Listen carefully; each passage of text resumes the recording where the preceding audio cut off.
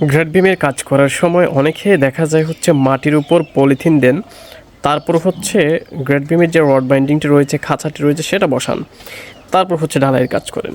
এই কাজটি মোটেও উচিত নয়। কারণ হচ্ছে যখন দেখা যাচ্ছে আপনারা পলিথিন দিচ্ছেন, মাটির উপর পলিথিন দিয়ে এর উপর ব্লক দিচ্ছেন, এখন এরপর যখন কাঁচাটা বসাবেন তখন দেখা যাবে যে ব্লকটি দেওয়া ছিল সেই ব্লকটি মাটির নিচে ঢুকে যাবে।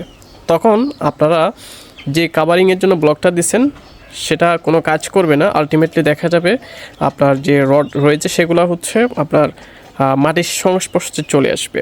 একটা সময় পলিথিনগুলো এটা কখনোই থাকবে না, এটা ফেটে যাবে। তখন দেখা যাবে যে মাটির সাথে রডের একটা সংস্পর্শ চলে আসবে এবং পানি চলে আসবে, দেন হচ্ছে আস্তে আস্তে রডগুলো নষ্ট হতে থাকবে।